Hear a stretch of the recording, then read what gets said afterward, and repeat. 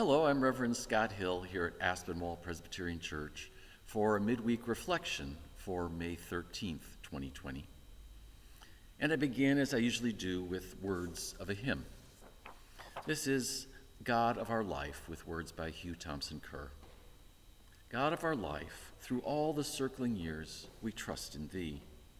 In all the past, through all our hopes and fears, Thy hand we see. With each new day, when morning lifts the veil, we own Thy mercies, Lord, which never fail.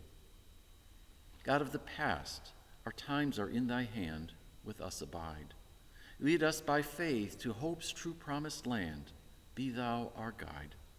With Thee to bless, the darkness shines as light, and faith's fair vision changes into sight. God of the coming years, through paths unknown we follow Thee. When we are strong, Lord, leave us not alone, our refuge be. Be Thou for us in life our daily bread, our heart's true home when all our years have sped. I'm thinking about time today because of an article I read a few days ago with the headline, "We have begun the dreaded third quarter of isolation when, yes, things get weird." It looks at the findings of psychologists who have studied groups in isolation like astronauts, submarine crews, and researchers in Antarctica. And it has some surprising good news, along with some helpful reflections on what you might be going through now and what we can expect in the time ahead. But first, a reading from the Gospel according to Matthew chapter 16, verses 1 through 3. The Pharisees and Sadducees came, and to test Jesus, they asked him to show them a sign from heaven. He answered them, "When it is evening, you say, 'It will be fair weather, for the sky is red.' And in the morning, 'It will be stormy today, for the sky is red and threatening.' You know how to interpret the appearance of the sky, but you cannot interpret the signs of the times." Dr. Kimberly Norris, an Australian psychologist who assesses Antarctic scientists, sees these signs of the times around us now. Phase 1 of our lockdown was full of activity, including panic buying and people cleaning out their closets. Phase 2 was a little bit of a honeymoon for many people who decided they liked working in their pajamas and not fighting traffic and having their family around them. People emptied out the animal shelters and set goals to learn new things. They tried out new recipes. This is pretty much what she would have expected. Dr. Norris sees the signs now that we are entering the third of 4 phases, which includes mood swings and restlessness. We have days where we are tired of making the best of things. We give up on learning Italian, and we yearn for variety. In groups, cliques form and people feel left out.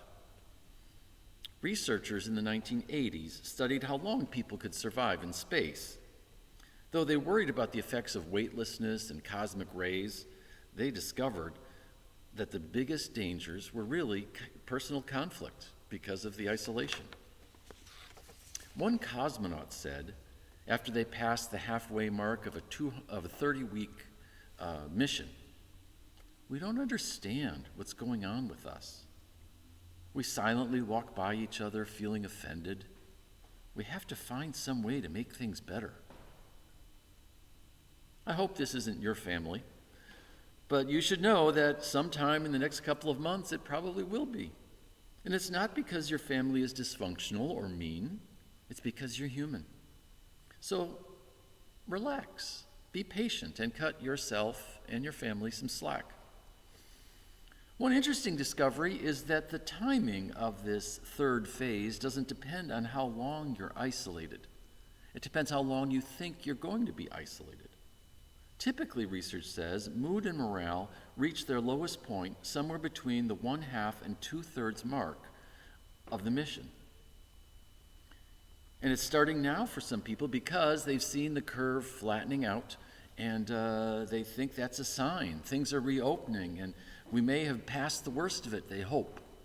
But in reality, it could go on quite a bit longer. And how long it goes on is, of course, related to how patient we can be. This is one of those periods when it's natural to spend a lot of time looking back at things we missed from before the pandemic and looking ahead to things that we hope we can get back to soon. But it's important to keep a focus on the time that we're in, to value these days, to pay attention, to see what God might be up to here, and to find right now as a time to thrive, not just something to endure and get through.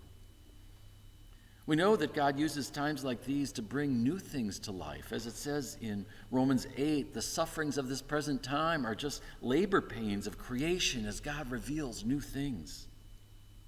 Despite the headline of the article, we do not have to dread phase 3. And the research supports that too. I told you there was good news. Because it turns out that most people who have been through this kind of thing want to go back.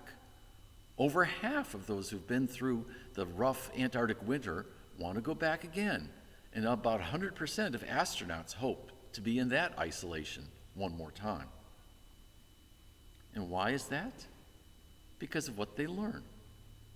No, I don't mean what they're researching, and it's not because they finally did learn Italian. It's what they learn about themselves. The time alone gives them a chance, or even forces them, to reflect and to learn more about who they are and what's important to them.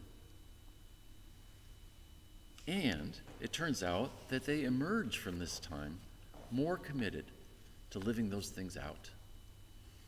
Dr. Norris is convinced that post-COVID we will see differences in the way people engage with each other, in the way people work, in the priorities given to the environment, and the way people think about travel.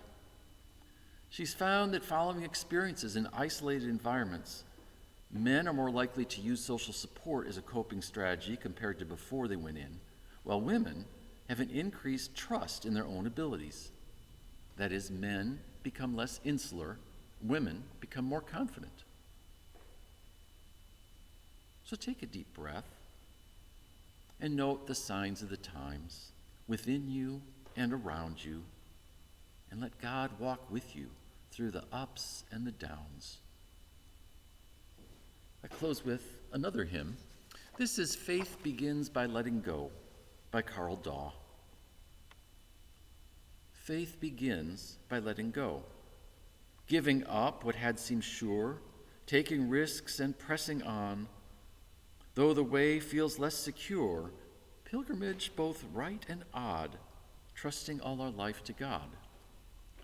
Faith endures by holding on, keeping memories' roots alive so that hope may bear its fruit.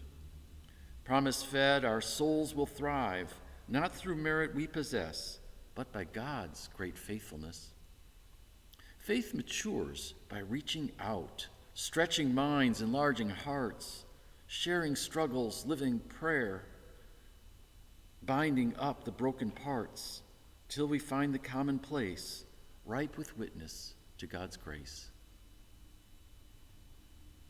Breathe deep. Notice the moment you're in. Read the signs of the times. Find ways to thrive. May God show us what this time is for, who we are, and what should be important to us.